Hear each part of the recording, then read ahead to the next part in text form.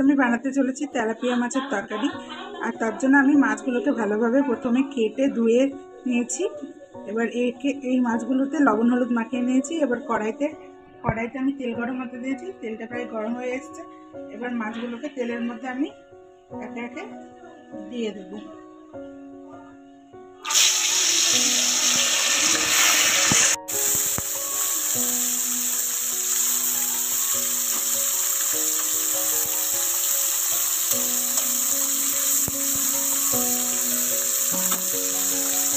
মাছগুলো ভাজা হচ্ছে।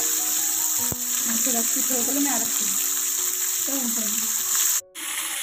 এখানে মাছটা খুব সুন্দরভাবে ভাজা হচ্ছে। মাছের পিঠগুলো উল্টে দিই।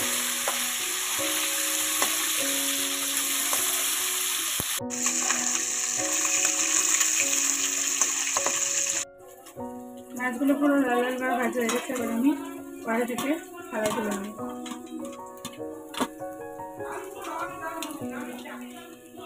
কেউ লবণ হলুদ মাখিয়ে রেখেছি। আর মাছ ভাজা গরম তেলের মধ্যে কালো জিরে ফোড়ন দিয়ে দিচ্ছি।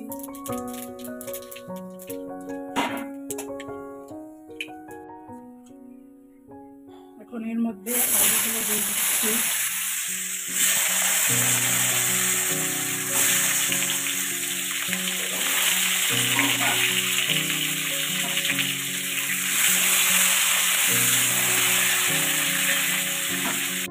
এবার আমি আলুটাকে ঢেকে দেবো। এখানে আমি আদা রসুন আর পেঁয়াজকে পেস্ট বানিয়ে নিয়েছি। তার মধ্যে আমি সানরাইসের জিরে গুঁড়ো একটু অ্যাড করছি আর কিছুটা পরিমাণ লাল লঙ্কার গুঁড়ো দিচ্ছি। আমি ঢাকনা খুলে আলুগুলোকে উল্টে পাল্টে দিচ্ছি।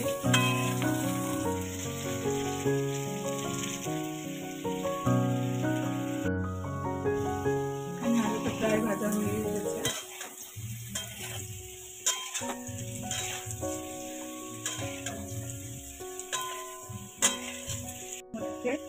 আগে থেকে কেটে রাখা টমেটোর টুকরো আর লঙ্কা চেরা কড়াই এখন দিয়ে দেবো। হালকাভাবে নাড়ব। এর মধ্যে কিছুটা পরিমাণ চিনি অ্যাড করে দিলাম।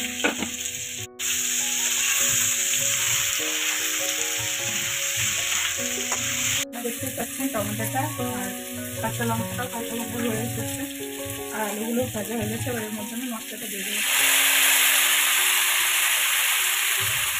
মশলার মধ্যে আমি একটু জল অ্যাড করে দিলাম।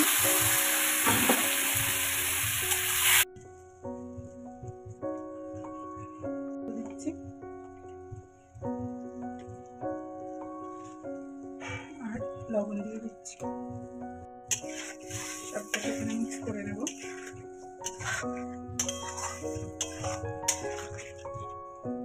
এবার মশলাটা আমি এখানে ফ্রাই করব।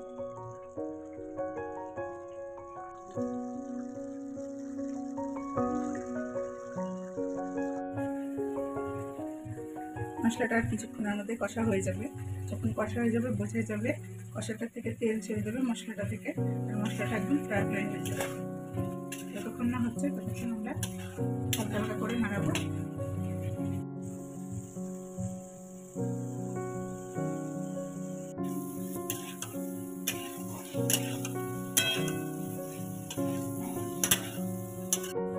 মশলাটা এখন আলুর সাথে একদম মাখা হয়ে গেছে।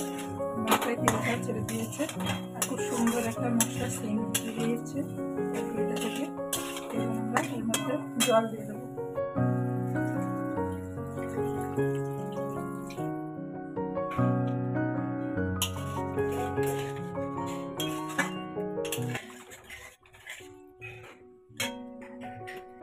আমি এবার ঢাকনা দিয়ে দিলাম। ঝোলটা ফুটুক। আমি ঢাকনাটাকে তুলছি। ঝোলটা ফুটছে। এবার ঝোলের মধ্যে আমি মাছগুলোকে দিয়ে দেবো।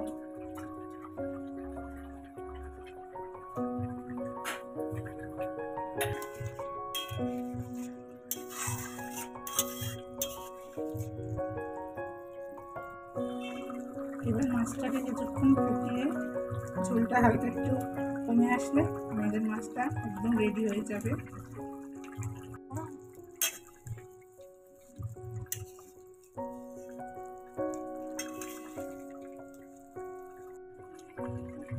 আমাদের মাছের ঝোল হয়ে এসেছে প্রায়। এবার আমরা ঝোলটাকে নামিয়ে নেব। রেডি এবার আমাদের আলু দিয়ে তেলাপিয়া মাছের ঝোল।